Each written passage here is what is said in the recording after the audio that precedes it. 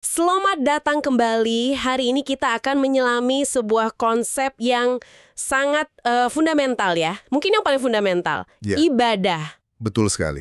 Kalau Anda dengar kata ini kan yang langsung kepikiran mungkin sholat, puasa, ritual-ritual yang sudah kita kenal lah. Iya, itu yang paling umum. Tapi apa cuman itu? Di mana sih batasannya? Gimana caranya sebuah tindakan biasa kayak kerja atau senyum bisa jadi ibadah? Dan sebaliknya, gimana tindakan yang kelihatannya ibadah malah jadi kosong gitu? Nah, itu pertanyaan kuncinya.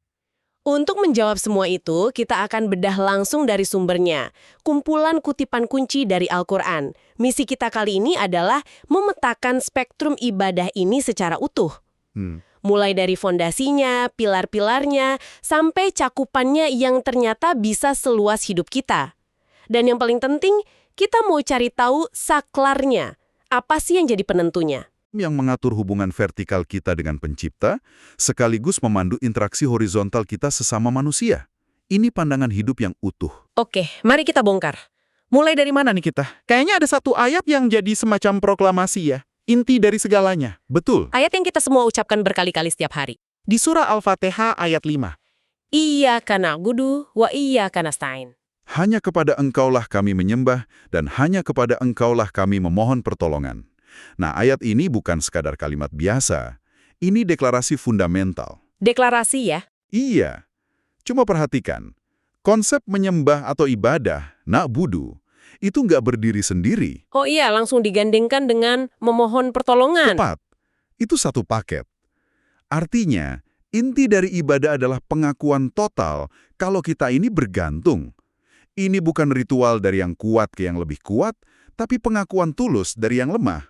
Bahwa kita ini nggak berdaya tanpa pertolongannya. Dan pengulangan kata iyaka yang artinya hanya kepadamu itu, rasanya kuat banget ya tekanannya. Nah, itu dia kuncinya. Pengulangan itu yang menggarisbawahi prinsip paling dasar dari ibadah. Eksklusivitas, atau yang kita kenal sebagai tauhid. Oke. Pesannya jelas, pengabdian ini nggak bisa ditawar, nggak bisa dibagi, nggak bisa dialihkan. Ini fondasi. Kalau fondasinya retak, ya bangunan di atasnya rapuh semua. Tuhan-Tuhan modern itu mungkin nggak dari batu, tapi dari konsep. Maksudnya? Bisa jadi itu validasi dari media sosial, ambisi yang menghalalkan segala cara, cinta buta sama materi, atau bahkan ego kita sendiri. Wah. Ketika sesuatu selain Tuhan jadi tujuan akhir kita, jadi sumber ketakutan dan harapan terbesar kita. Nah, saat itulah kita tanpa sadar sudah bikin Tuhan tandingan. Sumber yang Anda berikan ini menegaskan dengan keras di surah An-Nahl ayat 51. Wa qala Allahu la tattakhidhu ilahaini itsnaini, innama huwa ilahu wahid fa iyaya farhabun. Dan Allah berfirman, janganlah kamu menyembah dua Tuhan, sesungguhnya dialah Tuhan yang Maha Esa, maka hendaklah kepadaku saja kamu takut. Ini lugas sekali ya. Sangat lugas. Jadi ibadah bukan cuma soal cinta, tapi juga soal kemana kita menempatkan rasa takut atau hormat tertinggi kita. Tepat. Dan ada satu sisi lagi dari fondasi ini. Bukan cuma aktif menyembah Tuhan, tapi juga aktif menjauhi sesembahan lain itu. Oh, jadi ada sisi aktifnya ya, bukan cuma pasif. Betul. Seperti di surah Az-Zumar ayat 17. وَالَّذِينَ اجْتَنَبُوا الطَّاغُوتَ أَن يَعْبُدُوهَا. Artinya, dan orang-orang yang menjauhi tagut, yaitu tidak menyembahnya. Ada kata kerja aktif di sana. Ijtanabu. Mereka sadar dan aktif menjauhi. Jadi fondasinya ada dua pilar ya, pengabdian total ke Tuhan dan penolakan aktif ke yang lain. Sempurna. Itu dia fondasinya. Oke, fondasinya udah kita bangun. Ibadah itu soal eksklusivitas total, tapi fondasi tanpa bangunan kan nggak ada artinya. Nah, bangunannya ini seperti apa? Sumber kita ini menunjukkan ada beberapa pilar utama ya. Dan yang luar biasa, kerangka ini rancangannya sangat seimbang. Kalau kita perhatikan, ada 4 pilar utama. Menariknya, 2 pilar pertama fokusnya ke disiplin internal dan hubungan vertikal kita. Ke atas ya. Betul, ke atas. Sementara 2 pilar berikutnya itu langsung mengarahkan kita ke dimensi eksternal dan horizontal, hubungan dengan sesama manusia. Wah, arsitektur yang seimbang. Oke, kita lihat pilar internalnya dulu. Pilar vertikal pertama, yang paling utama, tentu saja sholat. Di surah Al-Baqarah ayat 3, saat mendeskripsikan orang bertakwa, ciri pertama setelah iman adalah Alladzina yu'minuna bil ghaib wa yuqimunas shalah. mereka yang beriman kepada yang gaib, yang mendirikan sholat. Posisinya langsung setelah iman. Iya, itu menunjukkan statusnya sebagai tiang utama. Sholat itu pilar koneksi. Ini momen dialog terjadwal 5 kali sehari buat isi ulang baterai spiritual kita. Oke, dari koneksi kita ke pilar internal kedua, puasa. Betul.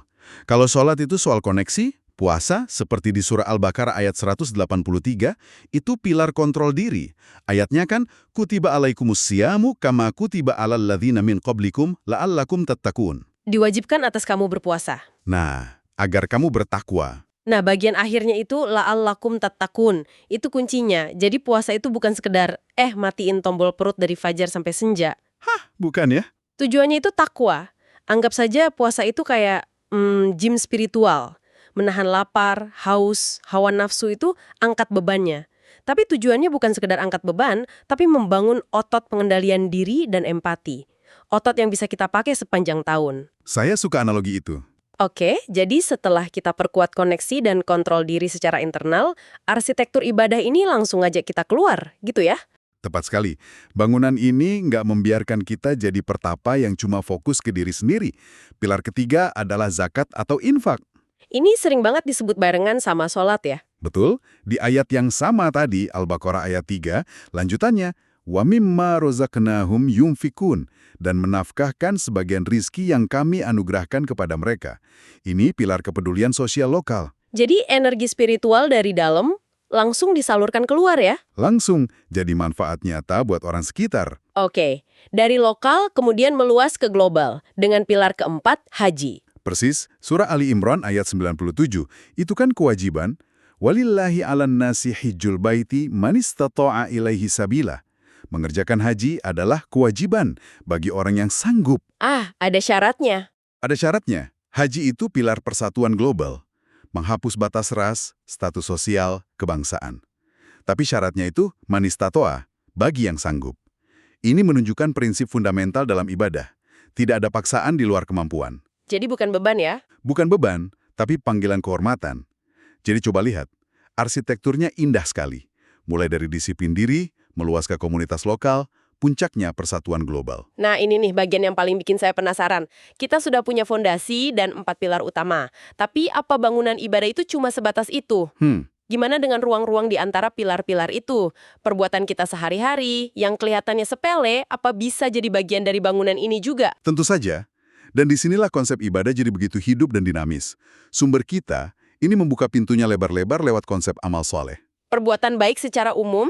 Betul. Surat An-Nisa ayat 124 mengatakan, "Wa may ya'mal minas solihati min dzakarin aw untha wa huwa mu'min faulaika yadkhulunal jannah." Barang siapa yang mengerjakan amal-amal soleh, baik laki-laki maupun wanita, sedang ia orang yang beriman, maka mereka itu masuk ke dalam surga. Ayat ini kan nggak ngasih daftar spesifik perbuatan baik, artinya cakupannya luas sekali. Jadi misalnya, kerja di kantor dengan jujur itu termasuk? Tepat, jadi orang tua yang sabar, karyawan yang berintegritas, tetangga yang ramah, jaga kebersihan lingkungan, semua itu amal soleh.